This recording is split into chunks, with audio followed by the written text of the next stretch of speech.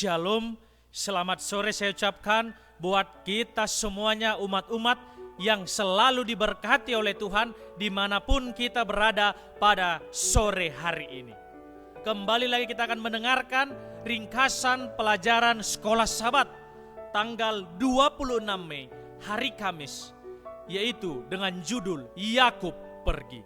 Sebelum kita melanjut untuk mempelajari akan firman Tuhan, yaitu ringkasan pelajaran Sekolah Sabat, terlebih dahulu kita satu di dalam doa.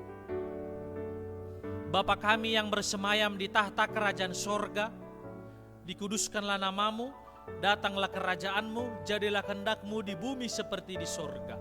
Pada saat yang berbahagia ini ya Tuhan, kami siap untuk mendengarkan akan ringkasan pelajaran Sekolah Sabat. Dan kebutuhan terbesar kami pada saat ini yaitu kecurahan akan Roh Kudus Tuhan, agar kami bisa mengerti bahkan mempraktikannya di dalam kehidupan kami masing-masing. Berkati hamba-Mu ini ya Tuhan yang menyampaikan, agar berkata-kata sesuai dan seturut dengan kehendak-Mu. Terima kasih ya Tuhan, dalam nama Yesus kami sudah berdoa dan mengucapkan syukur. Amin. Pelajaran ringkasan Sekolah Sabat kita yaitu Yakub Pergi. Dan kalau kita lihat juga dan sebagai panduan bacaan di dalam pelajaran Sekolah Sabat kita pada hari Kamis, yaitu juga yang terdapat di dalam Kejadian 30 ayat 25 sampai ayatnya yang ke-32.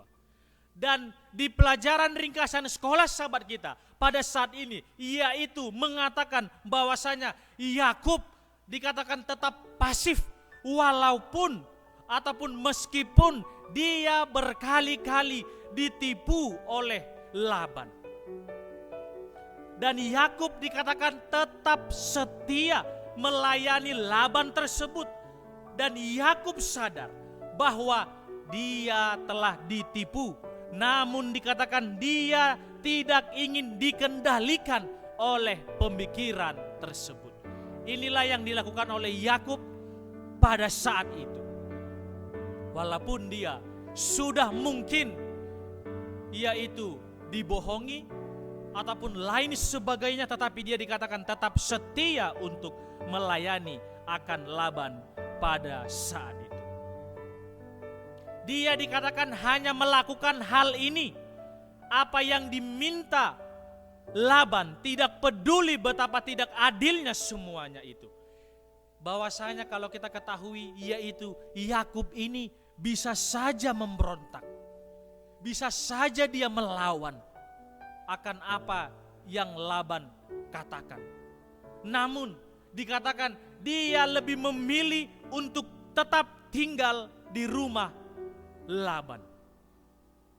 Dan bahwasanya pelarian Yakub dari rumah, yaitu sambil mencari istri sesuai keinginan oleh orang tuanya, justru membawa dia dikatakan bertahun-tahun lebih jauh dari keluarganya sendiri.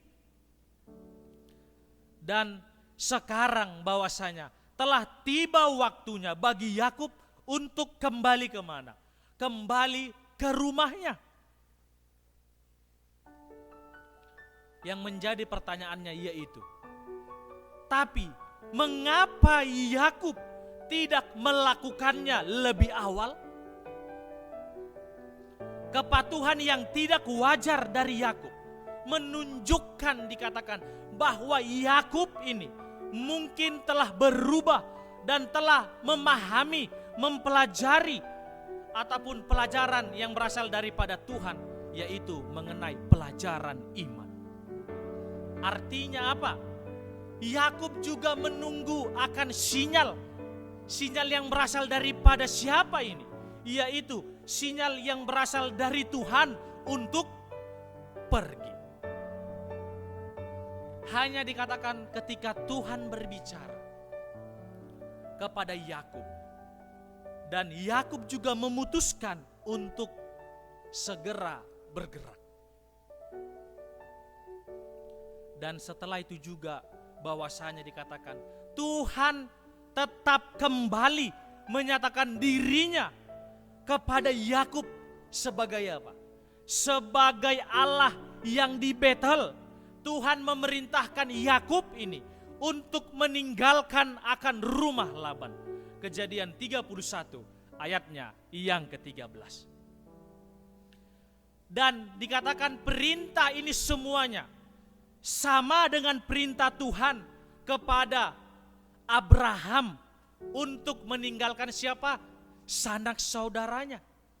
Yaitu dalam Kejadian 12 ayatnya yang pertama.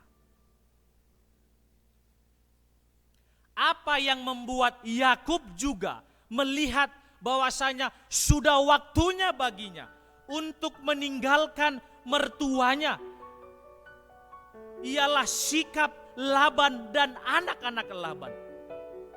Dan anak-anak Laban ini, yaitu tidak senang melihat keadaan daripada Yakub ini yang semakin diberkati oleh siapa? Oleh Tuhan. Inilah memang sering sekali keadaan-keadaan daripada kehidupan daripada umat-umat Tuhan. Dan ini bisa juga terjadi di dalam kehidupan kita. Bahwasanya kalau kita juga melihat orang-orang yang diberkati mungkin oleh Tuhan, yang hidupnya juga penuh dengan sukacita dan damai sejahtera, ada saja orang-orang yang tidak suka dengan keadaan seperti ini. Atau dikatakan yaitu iri hati. Yakub dikatakan takut kepada Esau, namun sekarang dia justru melihat ancaman baru dari anak-anak Laban. Dan akhirnya yaitu Yakub membawa seluruh keluarganya. Dia juga bukan hanya membawa seluruh keluarganya, dan juga dia membawa akan hartanya keluar dari rumah Laban untuk kembali kemana? Ke tanah perjanjian. Dan Yakub ini memulaikan akan satu fase yang baru dalam hidupnya sebagai keluarga umat perjanjian yang berasal daripada Tuhan. Inilah juga pelajaran yang baik dan yang indah di dalam kehidupan kita masing-masing. Tuhan juga memiliki akan rencana-rencana yang baik, rencana-rencana yang di luar akan apa yang kita tidak bisa pikirkan.